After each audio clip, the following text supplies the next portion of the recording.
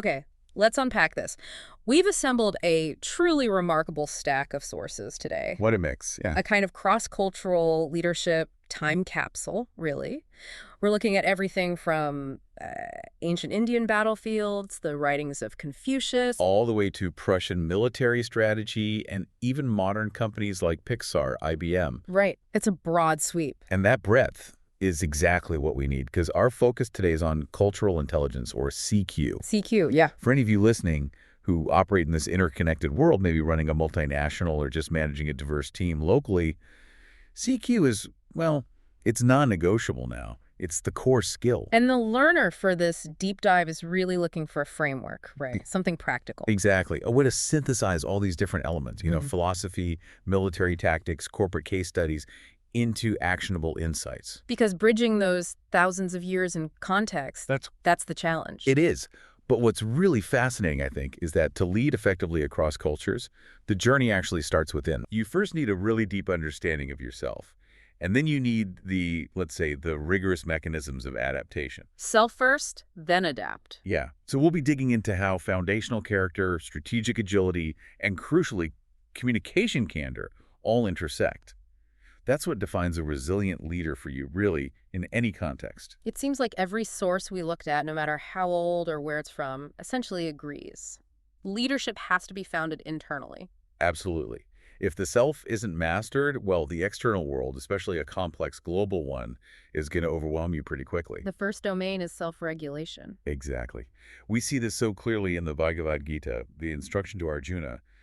It's profound, but also intensely practical. He's told to curb the indriya first, the senses. Yes, the senses, as the way to overcome papmanam. And papmanam, often translated as sin, but it's more nuanced here, isn't it? Much more. It's described as the great symbol of sin that destroys both jnana knowledge and vijnana. Which is the scientific knowledge of the pure soul. Right. Think about it in maybe modern psychological terms. If your senses are unregulated, if you're constantly swayed by impulse or immediate gratification, emotional reactions. Distraction, basically. That distraction becomes the papmanam. It systematically eats away at your capacity for objective knowledge, for self-awareness. It's like the ultimate self-sabotage for a leader. So there's a direct link. Controlling impulse isn't just some spiritual nice-to-have. It's actually a prerequisite for being operationally capable. Precisely. And the outcome, the goal of achieving this internal mastery, is described as the state of yoga sajjanitam, a trance. Which the Gita defines as sukham natyantika. Supreme, unchanging happiness. And crucially, this state is the viyogam, the extermination. Extermination, strong word. It is. The extermination of the dukkha sayoga, the miseries of material contact. It resonates, doesn't it? For the modern leader, completely overloaded. The job stress, the deadlines, the friction. That's exactly it. Those are the miseries of material contact we're trying to eliminate, or at least manage. So the leader who achieves this self-realization, operating from what the text calls kanyuka consciousness. Understanding they're part of a larger purpose, meant to serve. They become unshaken, even by really difficult stuff. The guru api. Yes. Unshaken even by the most difficult miseries. This inner strength, this fortitude, becomes the leader's cross-cultural shield. Think about it. If your sense of self-worth relies constantly on external validation, profits, approvals, numbers. You're going to be rattled easily, especially across cultures where the goalposts might shift. Exactly. But if it rests on inner discipline, you remain steady. And that steadiness is precisely what a global team needs to see. It builds trust. Hashtag tag 1.2.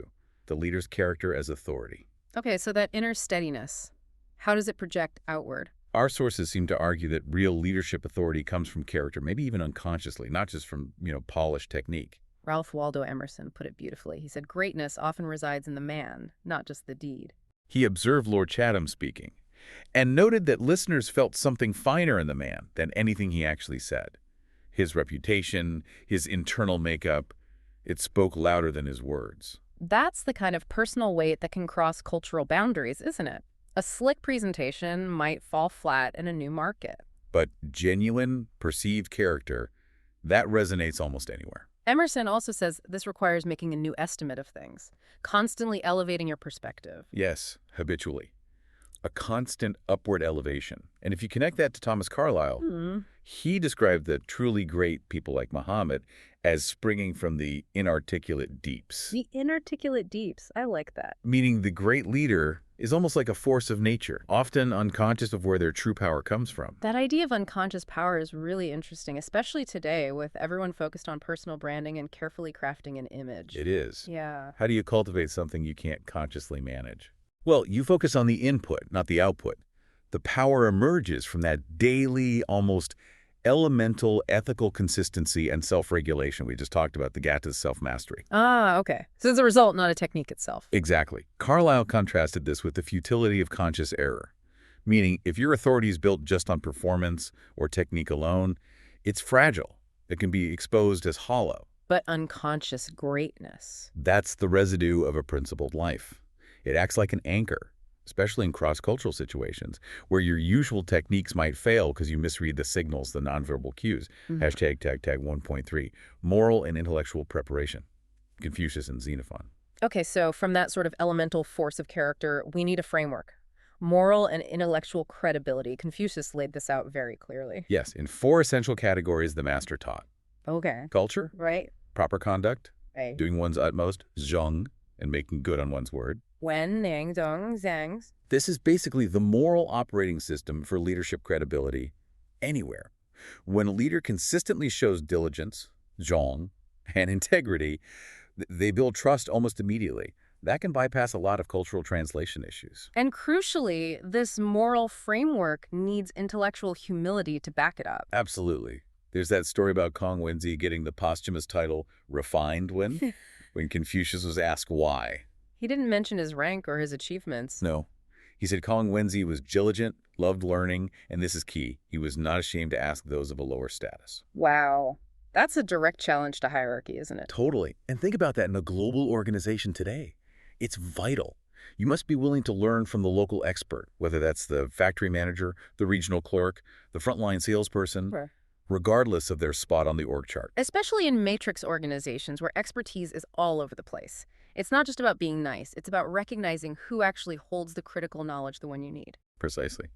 And speaking of hierarchy, Xenophon, looking at Cyrus the Great, connects this intellectual humility to how free men obey. Right. His General Chrysanthus says triumph comes from obedience. But it's not just blind obedience. No, it's qualified. Free men, unlike slaves, must do what they see to be best of their own free will when they obey superiors. Okay, so it's a conscious choice. It's the highest form of discipline followership. It's based on conviction, on understanding the why, not just coercion. If a team understands the leader's intent and respects their character, They choose to obey. yes. But if a leader lacks that character, they have to rely on positional authority alone. And that crumbles the second they're not looking. That leads perfectly into adaptation. If authority comes from character and people choose to follow, how does a leader's mindset either enable or stifle that voluntary followership, especially across different cultures? That mindset is the critical bridge, yeah, from character to actual strategy. Because your behavior as a leader flows directly from your core assumptions about your team's capability. And this is where we get the multiplier versus diminisher idea. Exactly. Hashtag 2.10. The multiplier versus diminisher mindset. The diminisher basically assumes they'll never figure this out without me. Right. Which naturally leads to micromanagement, control, wanting to make all the decisions centrally. Whereas the multiplier starts from people are smart, they'll figure this out. And that simple assumption, it's almost the prerequisite for effective cross-cultural leadership. Mm-hmm. Because the local team always has better local knowledge than headquarters. Yeah. Always. So the behaviors just diverge immediately from that assumption. Instantly. A diminisher tends to decide the answers for people. A multiplier challenges the team to find the solution themselves. Diminishers control, multipliers consult and support. Exactly. But here's the tricky part, the insidious part. Uh-oh. Not all diminishers are, obvious tyrants. Many of us slip into being accidental diminishers. Accidental. How? Well, maybe you're the idea guy, always throwing out solutions. Sounds helpful, right? But you might unintentionally shut down everyone else's thinking space. Okay, I can see that. Or maybe you're the rescuer, always jumping in to fix problems. Again, seems supportive. But you deny the team the crucial learning that comes from struggling, sometimes even from failing. So the application here is really about self-assessment. looking hard at how your own style, even if well-intentioned, might be accidentally suffocating your team's intelligence. Especially when leading across cultures where, say, your natural confidence might be misread as rigid authority, shutting down input. If you're always the one with the answers. You're preventing your team from building the intellectual muscle they absolutely need to lead independently in chaotic cross-cultural settings. Hashtag 2.2, extreme ownership and decentralized action. And that multiplier mindset really creates the space for decentralized action, which gets formalized in concepts like extreme ownership. Right, this comes from high-stakes environments like the Navy SEALs. It's simple, but as you said, brutal. The senior leader is responsible for everything that goes wrong, period. It completely shuts down the blame game. Totally. If a subordinate makes a mistake, the senior leader's first thought must be, okay, I must not have explained the overall intent well enough, or I didn't provide the right resources or training. That is, yeah, a radical shift in perspective on accountability. Instead of asking who messed up, you ask how the system failed them. Exactly, and taking that absolute responsibility is what allows for effective decentralized action, which is mandatory in global ops, where you simply can't be everywhere making every call. Okay, but I can hear some listeners thinking, that sounds great for a SEAL team, clear hierarchy, life or death mission, but in a big, messy corporation with conflicting priorities, fuzzy metrics, doesn't extreme ownership risk burning out the senior leader who's already stretched thin? That's a fair question, and the key to scaling it without burnout is unified intent. Unified intent. Look at the SEAL strategy again. They divide into small teams, 4 to 6 operators. How does that work? It hinges entirely on making sure everyone understands the overall mission and intent. The big picture. So the junior leaders on the ground. They execute based on their local knowledge, adapting to the situation, but always within the boundaries of that shared unified intent. So the leader's job isn't detailed planning, it's radical clarity of purpose. Communicate the destination and the core principles, not the turn-by-turn directions. That's it exactly. This allows junior leaders to operate separately, autonomously, but in a unified way. They weren't expected to constantly ask, what do I do now? They were expected to say, Based on the intent, this is what I'm going to do. For a global VP managing different regions, this means constantly hammering home the why, the strategy, the goals, the ethical lines, and then trusting your local leaders to fill in the tactical how based on their culture and market. Hashtag 2.3, navigating organizational dynamics and change. this whole model, intent-driven, decentralized, really pushes against some deep-seated organizational habits, doesn't it? Like inertia. Oh, absolutely. Organizational inertia is often fueled by what Carol Dweck calls the fixed mindset. Explain that a bit. It's the tendency for people and even whole teams to like the things that work against their growth. How does that work? They prefer using their existing strengths because it gets quick, visible results. It feels good. It's easier than developing new skills, or worse, seriously confronting their weaknesses. So they stick to the low-hanging fruit. Exactly. Yeah. And that resistance to learning and change is toxic when you're leading a global business that has to constantly pivot and adapt. Andy Grove at Intel talked about strategic inflection points. These moments where the whole industry landscape changes. Right, when the old way just isn't going to work anymore. His example of NCR in the early 80s is classic. They were dominant, but built on proprietary tech. Totally vertically integrated, proprietary chips, hardware, everything. Then they saw commodity microprocessors were changing the game, making their model obsolete. And they made a huge shift. Radical. Moved their entire computer line onto these common off-the-shelf parts. They abandoned what they thought was their core strength for survival. That's profound adaptation. We saw similar forces hit IBM later under Gerstner. They couldn't act like a monolithic empire anymore. No, the rise of UNIX, PCs, networks, it allowed thousands of smaller, faster competitors to just chip away at their business. They had to shift from control to service and integration. Decentralize. And underlying all this adaptation is speed. Yes, the need for speed.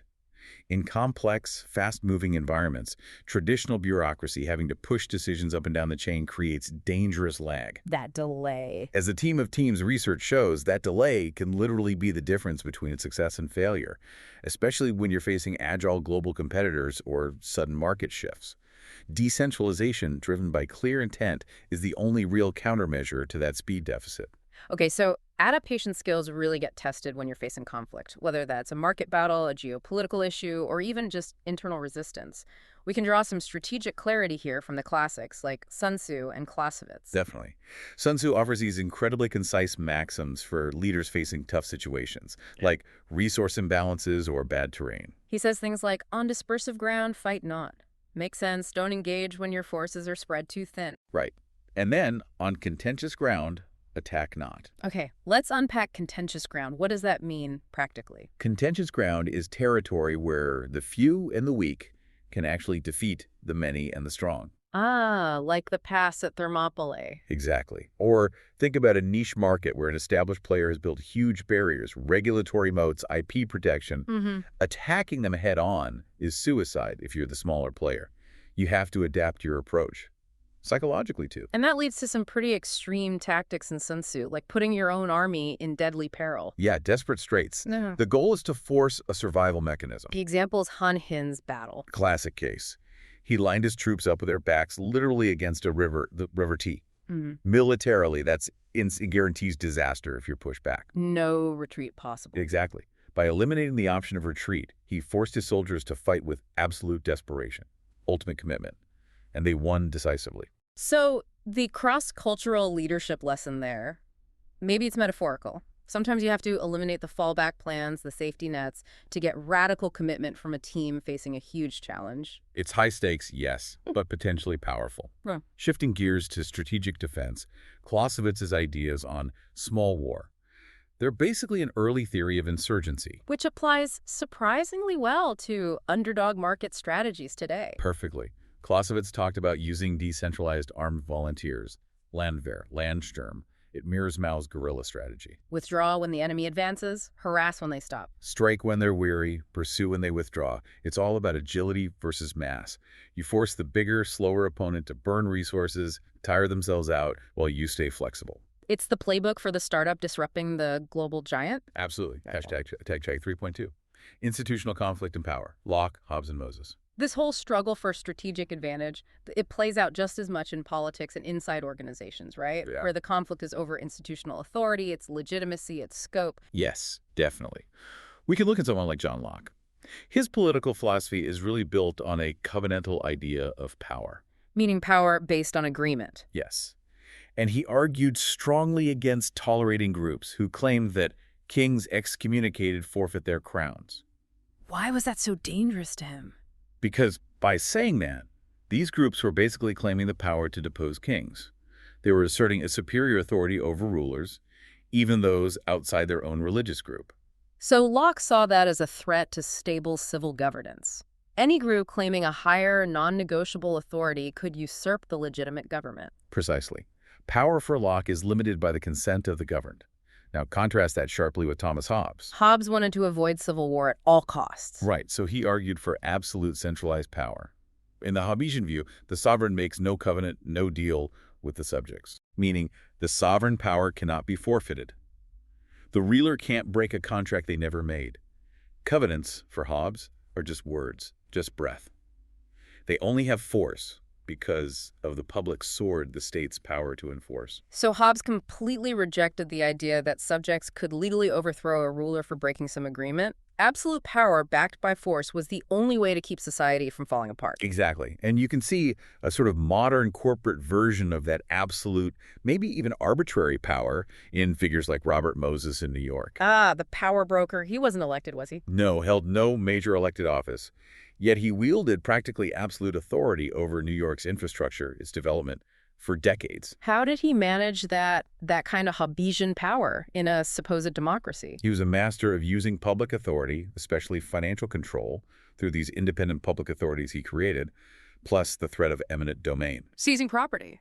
Yes, he used that power to keep the public, even politicians, from really understanding or interfering with what he was doing.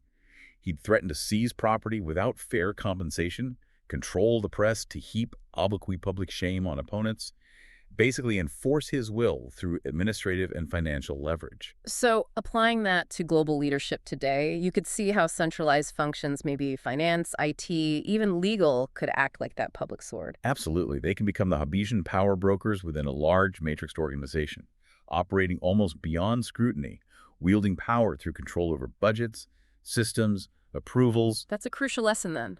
Centralized power, even if supposedly serving the subsidiaries or the public, can operate beyond their effective control, often using administrative or financial tools instead of just direct orders, especially across cultural divides where transparency might be lower. Hashtag 3.3. The role of luck and hype, Pixar Kahneman. So whether we're talking military strategy or institutional power plays, they all operate under this constant fog of ambiguity. A really critical skill for global leaders is telling the difference between genuine skill and just noise or luck. Daniel Kahneman talks a lot about this, doesn't he? How incredibly hard it is to separate chance and skill in business success. It's profoundly difficult. When companies hit it big, randomness and luck inevitably play a huge part. But leaders, we naturally tend to assume our brilliant decisions were the sole cause. Leads to overconfidence. Big time. And often leads to doubling down on strategies that maybe only worked because of some temporary external factor you didn't even see. Which connects to that cognitive bias Kahneman calls WISIAD. Yes. What you see is all there is. We make decisions based only on the limited, obvious information right in front of us. Exactly. We don't account for the vast amount of unseen context, the hidden variables.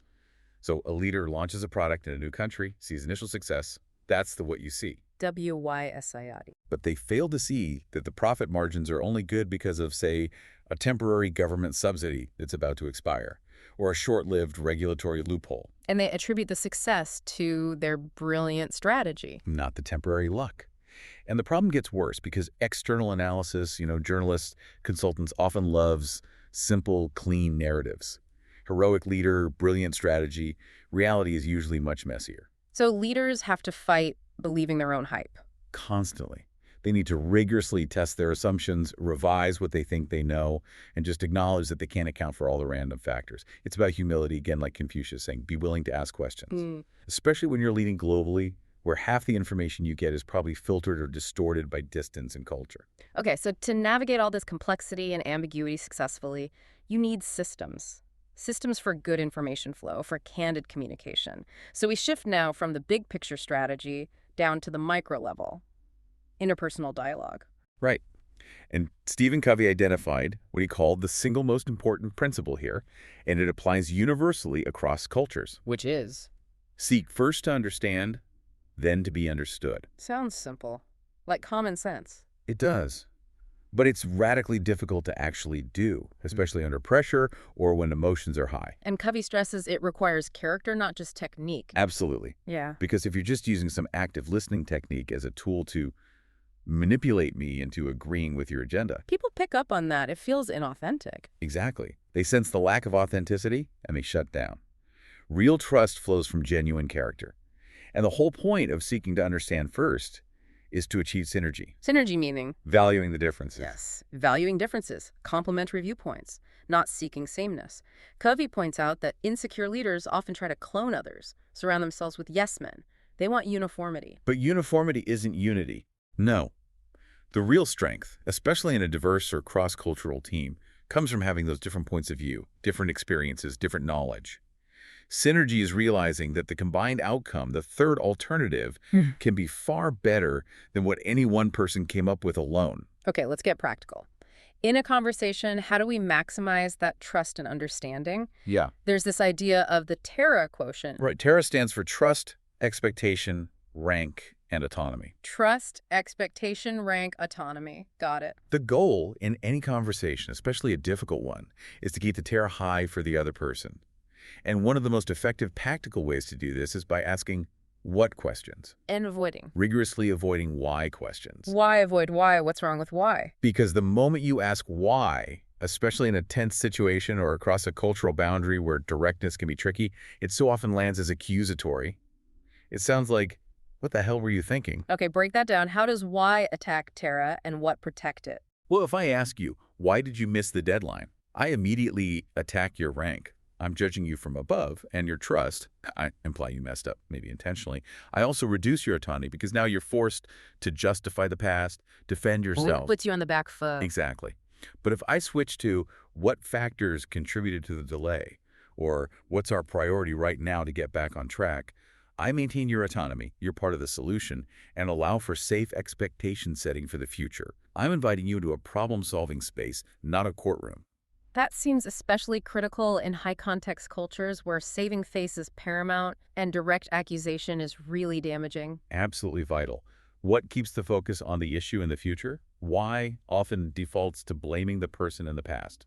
Hashtag tag 4.2, handling crucial conversations. This what versus why distinction feels especially important when the stakes are really high in what the sources call crucial conversations. Yeah, those discussions where you have 1, opposing opinions, 2, about a high-stakes issue, and 3, emotions are running strong. Where leaders often get stuck. Very often.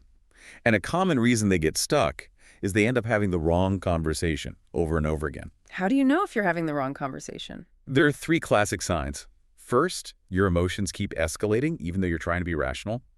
Second, you walk away from the conversation feeling skeptical, like nothing was really resolved. And third, you get that sense of déjà vu, like, haven't we had this exact same argument before? Okay, I recognize that feeling. So if I realize I'm stuck in that loop, how do I break out? How do I find the real topic? You need to unbundle the issues. Use the CPR framework: content, pattern, or relationship. CPR, content, pattern, relationship. Ask yourself, am I really upset about the specific content of this one incident the deadline missed today? Or am I actually upset about the pattern, this is the 4th time this has happened? Or is it deeper? Is it a fundamental relationship concern, like, I feel like you don't respect my input, or I don't trust you to follow through? And the common mistake is, Talking about the content, you missed the deadline. When the real issue is the pattern, you keep missing deadlines. so instead of saying we missed the Q3 deliverable, a leader should frame it differently. Yes. Frame it as the pattern. Look, this is the 3rd quarter this critical deliverable has slipped. That's concerning because it points to a pattern that suggests we might have a systemic issue with risk management or planning. See how that shifts the focus. Yeah, it moves from blaming for one instance to addressing a potentially bigger strategic problem. Exactly. Now, once you've unbundled and identified the real issue, Yeah. what if the parties still fundamentally disagree? Right. The goal then isn't necessarily compromise. Compromise often leaves everyone a bit unhappy. The higher goal is to invent mutual purpose. Invent mutual purpose. That sounds ambitious. How do you do that when you're stuck? You have to move beyond the immediate conflict, transcend the short-term disagreement by finding more encompassing goals. Find an objective that's more meaningful or rewarding to both parties than the thing that currently divides them. Give me an example. Okay, imagine 2 country managers are fighting fiercely over budget allocation. Instead of just splitting the difference, you might ask, what's something even more important to both of your region's long-term success? Maybe they agree that maintaining the company's reputation as the most ethical player in the industry is paramount. Ah, okay, so you elevate the conversation. Yes. By focusing on that higher-level shared objective, the needs of the relationship, the company's values, the long-term strategy, you can often find a creative solution to the immediate conflict that serves that greater purpose, rather than just satisfying individual demands. Hashtag tag 4.3, fostering candor and quality. Pixar and net positive. But all these great dialogue techniques, they're kind of useless if the underlying culture doesn't actually allow for candor, right? If people are afraid to speak up. Totally. Look at Pixar. Highly creative, incredibly successful, but they realized their own structure hierarchy, creative pressures, actually made candor feel dangerous. People wouldn't criticize work openly. Not honestly, no. Fear of repercussions, damaging relationships. So to break that logjam, they deliberately created systems like Notes Day. Where everyone gave feedback on films in progress. Right. And the biggest payoff wasn't just the specific creative fixes they got from it. Ed Catmull said the real win was making it safer for people to say what they thought. It normalized disagreement. It made feedback feel less like personal attack and more like a shared commitment. A commitment to what? To quality, which ties right into that famous John Lasseter quote.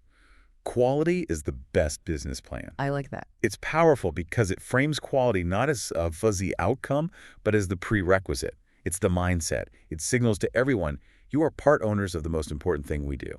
And that quality-first mindset seems crucial when you're leading across cultures, especially when you hit ethical dilemmas. Oh, absolutely, because ethical standards can vary hugely by country and culture. We see this with things like facilitation payments, right? Yeah. Small payments to officials. Exactly. Allowable under U.S. law, sometimes, but strictly illegal under UK law, for example, or different labor standards, environmental regulations. So maintaining ethical consistency globally, that's maybe the ultimate CQ challenge. Arguably, yes.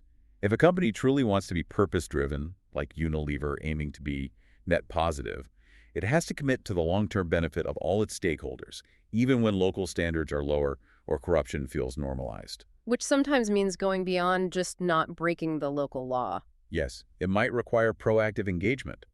Unilever, for example, has actually invested in training tax inspectors in some developing countries. Really, training the government's tax inspectors. Yeah, helping those governments strengthen their own tax systems. It's a profound move, isn't it? It is. It goes way beyond compliance. It's about actively trying to raise the ethical and institutional baseline of the environment you operate in. Which, strategically, reinforces the long-term stability and integrity of your own global operations.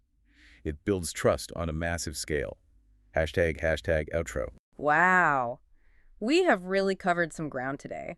We started with the intense inner discipline needed by Arjuna on the battlefield, that core of character. Yeah, the absolute foundation. And we moved all the way to the radical flexibility needed in strategy and execution, the SEAL's decentralized action, Andy Grove's market pivots. And it leads to this kind of paradox, doesn't it? It does. Effective cross-cultural leadership seems to demand both this rock-solid, principle-centered identity and this incredible flexibility to adapt how you execute in every different context you face. And if we bring it back to information flow, especially for you listening who might be in senior roles, remember, the higher you are, the more time-constrained you are. You have to play the probabilities when you filter information. You can't know everything. Exactly.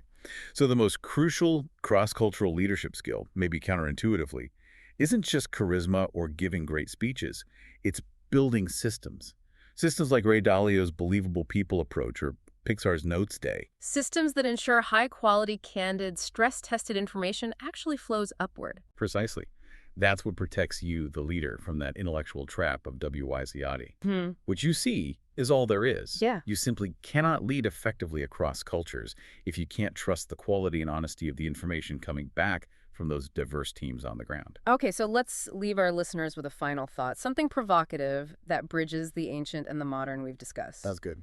If the ultimate goal of the individual soul, as the Gata describes it, is the extermination of the miseries of material contact that duha sayoga, how do you, as a leader, balance that deep, eternal perspective, that search for inner peace, with the relentless, often brutal urgency of a for-profit enterprise that we saw driving things at Lucasfilm and Pixar?